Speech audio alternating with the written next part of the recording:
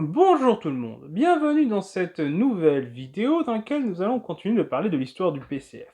Dans les deux vidéos précédentes, nous avons parlé du Front Populaire. Maintenant, c'est une autre période qui aura immédiatement suivi le Front Populaire pour le Parti communiste, mais qui va être beaucoup plus compliquée. C'est la période, globalement, largement de la Seconde Guerre mondiale, même si nous allons commencer légèrement avant avec le pacte germano-soviétique. Nous allons traiter ça en deux parties, d'abord la partie pacte germano-soviétique jusqu'en 1940, quand la France est occupée, donc août 1939 jusqu'en juin 1940. Ensuite, nous aurons une seconde partie sur la période juin 1940-juin 1941, donc avant la rupture du pacte germano-soviétique, puis enfin, nous ferons une vidéo sur le reste de la période de l'occupation pour le Parti communiste français. C'est un découpage, du coup, qui permet d'identifier trois périodes différentes dans l'histoire du PCF, trois moments différents, mais c'est également une période assez polémique, surtout pour les deux premières, puisque c'est la période pendant laquelle on accuse le PCF d'avoir été un parti collabo et d'en avoir hésité qu'après l'invasion de l'URSS. Il va être question ici d'essayer de voir à quel point cela est vrai, mais à quel point cela peut être aussi une vision fausse et très simplifiée de la situation, qui en réalité est extrêmement complexe à analyser pour différentes raisons. Déjà, parce que le PCF, à ce moment-là, est interdit. Il n'y a plus de direction clairement définie du PCF. Le PCF a sa direction qui est éclatée. Une partie est présente clandestinement en France, une autre partie à Bruxelles, une autre partie en URSS. Les communications entre ces trois parties de la direction sont difficiles, donc déjà n'est pas unifiée.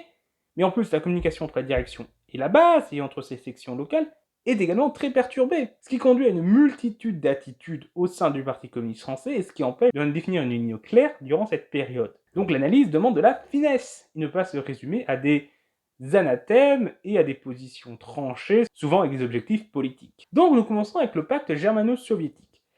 On ne va pas étudier en détail ce traité, mais on va quand même en parler un peu.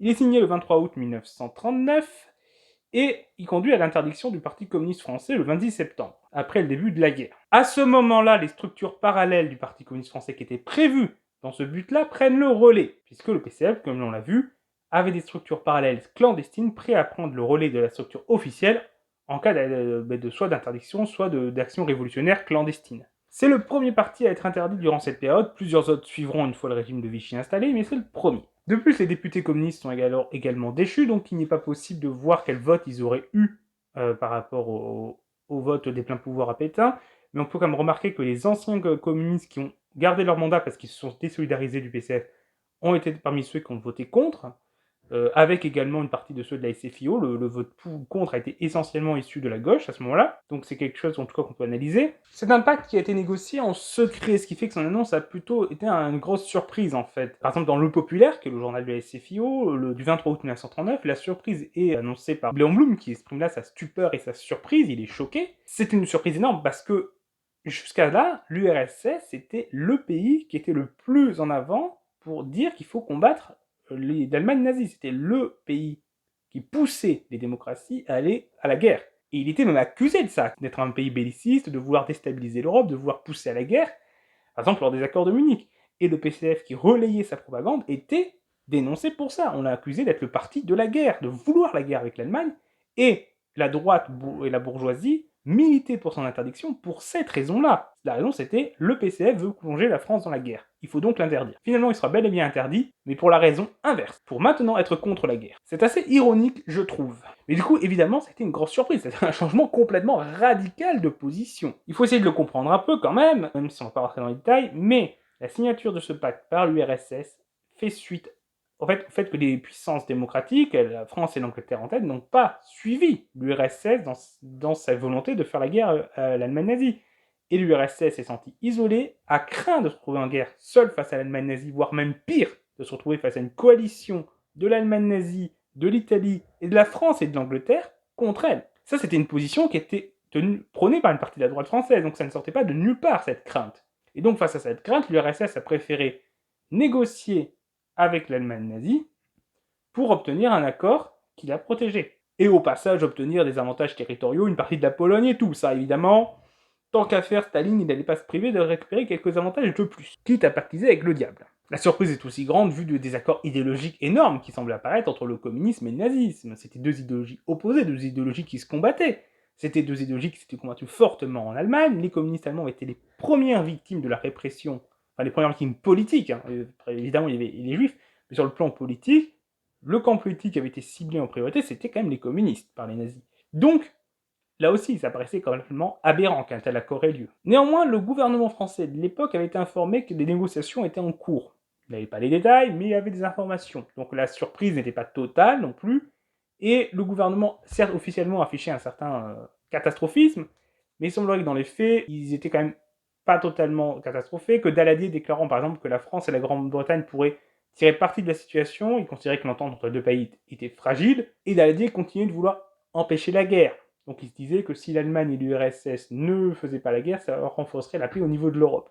Alors, autant il était lucide sur la fragilité de l'alliance entre les deux pays, autant sur la possibilité d'éviter la guerre, il était complètement aveuglé. Du côté du PCF, la surprise aussi était grande. Certes, la direction avait reçu de l'international communiste des instructions, l'obligeant à soutenir ce pacte, mais ces instructions étaient arrivées que la veille de la signature, donc ça restait quand même quelque chose de tout récent, et seule la direction était au courant. Pour la base, la surprise était totale. Donc, le PCF néanmoins va officiellement se rallier à ce pacte, défendant l'idée que ce pacte germano-soviétique est une contribution à la paix générale et établit des relations pacifiques entre l'Allemagne et l'URSS, et divise le camp fasciste. Et donc là, on revient sur l'idée que le fascisme et le capitalisme sont les deux faces d'une même pièce. Idée qui avait donc été abandonnée pendant le Front populaire. Donc le PCF va s'y plier, va faire une déclaration de ce sens le 24 août 1939, ce qui rompt totalement avec tout ce qu'il disait avant. Il passe de « il faut faire la guerre contre le danger hitlérien » à « il faut éviter une guerre impérialiste menée par l'Angleterre et la France ». Au niveau de la base, ça va être quand même un peu compliqué. Ça va être très déstabilisé. Balançant entre d'un côté une fidélité à l'URSS, à l'international communiste et au parti, et ses valeurs qui lui disent non, on ne peut pas s'allier avec l'Allemagne nazie. Il faut aussi quand même voir que c'est une situation qui se retrouve quand même dans beaucoup de mouvements politiques. C'est une période de recomposition politique où des gens changent de camp, où des gens se retrouvent à prendre des positions qui ne sont pas du tout celles de leur camp. On a pu parler de Henri de Kérélis, homme de droite farouchement anticommuniste, mais qui lors des accords de Munich va voter avec le PCF et une partie de la SFIO, et il va prononcer un discours qui sera applaudi par les députés communistes alors qu'il était farouchement anticommuniste.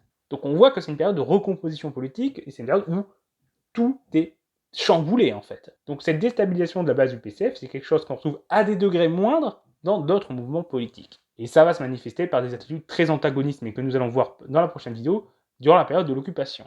Mais dès le début de la guerre, déjà des situations un peu incohérentes peuvent apparaître. Par exemple, le PCF vote les crédits de guerre, tout en dénonçant la guerre. Et Torres va d'abord accepter d'être mobilisé, et donc de se retrouver au front, avant de déserter sous ordre de l'URSS. Côté, il y aura 25 députés qui vont quitter le PCF sur les 72 qui comptent, et 22 d'entre eux vont former leur propre groupe, l'Union populaire française. Plusieurs militants vont également quitter le parti, donc ça va mettre fin à la dynamique de progression qui avait commencé avec le lancement de la dynamique du Front populaire, et les intellectuels vont également rompre avec le parti à ce moment-là. Il y aura également 2 autres députés qui, sans quitter le PCF, vont dénoncer le pacte, et un des sénateurs sur les 2 que compte le parti, très peu de sénateurs à l'époque, mais un des 2 va quitter le parti. Le PCF va être ensuite interdit le 26 septembre 1939, malgré son vote en faveur des crédits de guerre, et du coup, suite à cette interdiction, le PCF va rallier encore plus farouchement les positions de l'URSS et dénoncer totalement la guerre.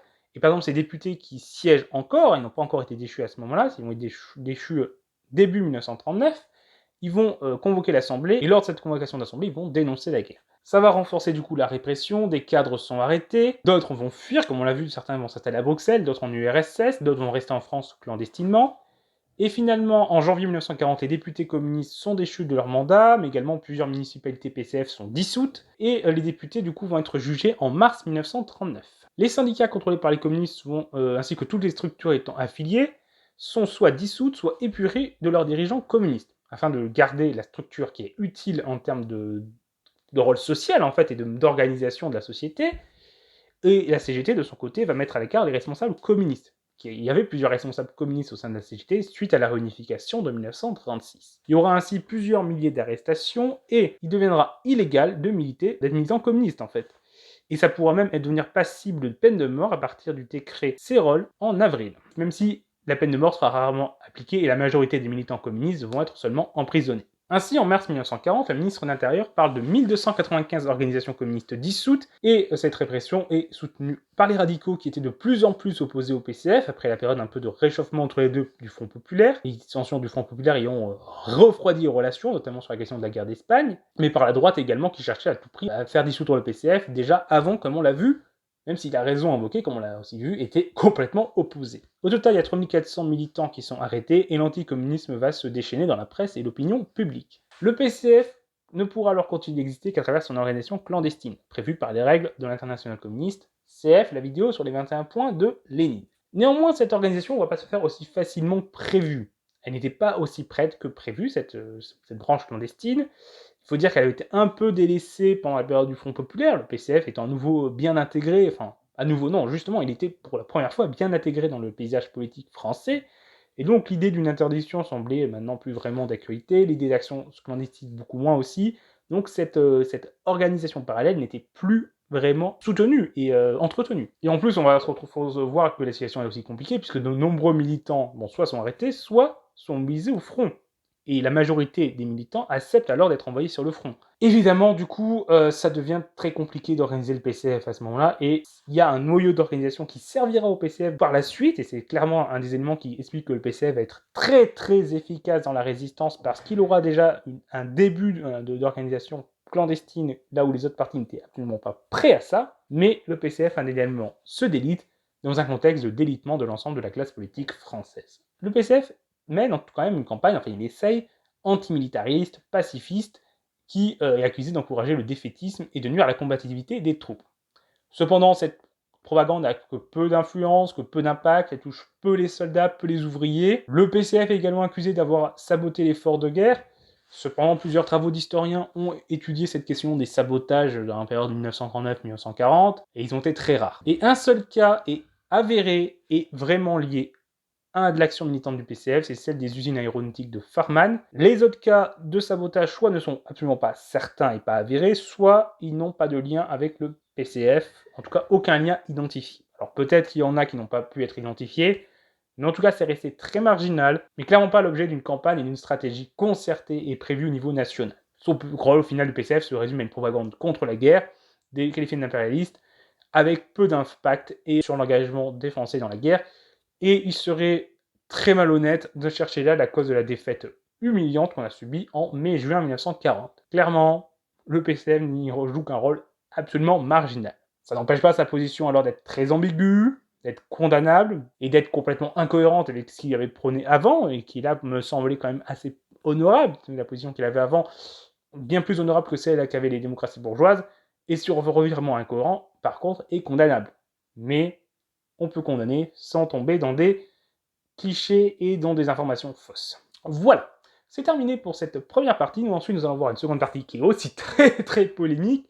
C'est le PCF durant l'occupation, avant l'invasion de l'URSS par l'Allemagne nazie. Nous allons voir quelle était alors l'attitude du PCF entre collaboration et résistance, parce que oui, il existait une résistance communiste avant juin 1941. Nous allons voir comment elle se manifestait, et quelles étaient ses limites, évidemment. Il ne s'agissait pas d'une résistance aussi massive que par la suite, mais elle existait, et il s'agit quand même de l'étudier, sans oublier non plus les aspects plus sombres. Donc ça va être une vidéo polémique, déjà celle-là un peu je pense, donc s'il vous plaît, respect dans les commentaires, cordialité, les insultes ne seront pas acceptées. Mais j'espère quand même que vous avez appris des choses, que cette vidéo vous a intéressé. Si c'est le cas, n'hésitez pas à mettre un pouce bleu, à partager la vidéo, à la commenter avec respect, et vous pouvez vous abonner pour ne pas rater les prochaines vidéos. Au revoir tout le monde.